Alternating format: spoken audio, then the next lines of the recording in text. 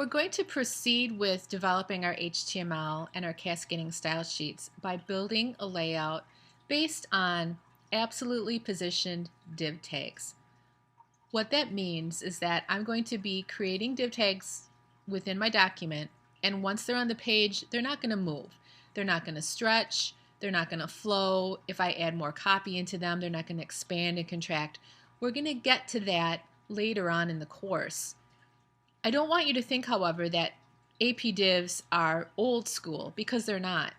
I still, when I'm designing for WordPress or more sophisticated layouts, I typically will use a combination of both absolutely position div tags as well as relative position div tags. So also, you'll find that if you are in a position of editing perhaps someone else's website, something that was created before, you might have to get a grip on what are AP div tags. So this will also put everyone on the same page. This is probably how you created your layouts towards the end of web page 1. To do this, you will need your Insert panel and your CSS Styles panel, both of which can be found underneath the window. So if you're not seeing those readily, just take a peek and make sure you have those available to you. I'm going to start out with two very easy div tags to get in place, and that will be the singers as well as the banner at the top. And I'm going to do this, there's kind of a rhythm, a routine if you will, kind of a step-by-step process to keep in mind. I'm going to select the Draw AP Div tool. I'll start with the male singer. First of all, I'm drawing the div tag on my page. As soon as I draw it, I want to make sure that I'm selecting it and moving over to my Properties panel. Once it's selected, Dreamweaver has temporarily given it the name APDiv1. Make sure that you're changing that. If you don't, and you're using this as an HTML building method, you're going to have APDiv1, APDiv2, APDiv3, and so on. And it's going to be really difficult for you to identify what div tag is supporting which element on your page. I'll call that male for lack of a better name. Before we move on, though, I just want to show you the different stages of what you might be seeing with the div tag.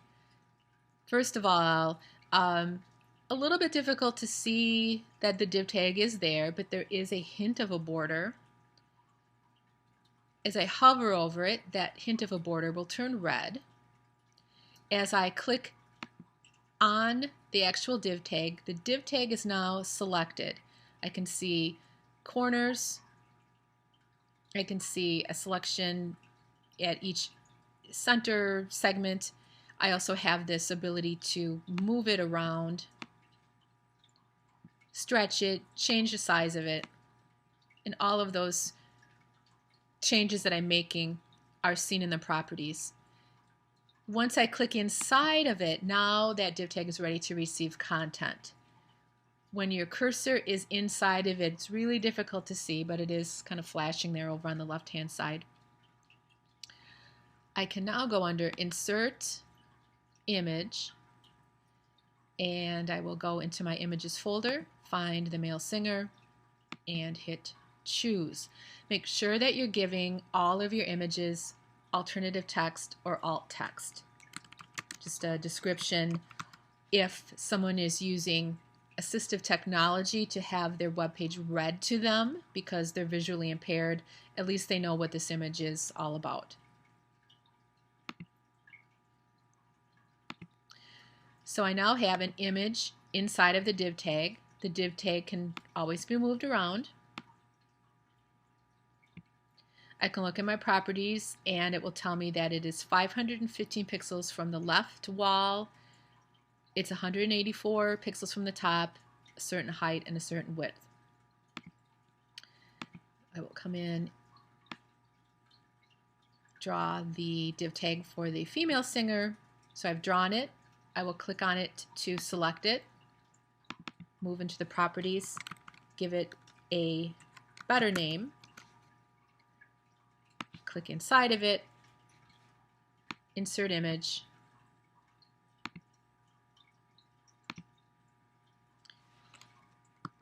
Make a hard time typing here. Female singer.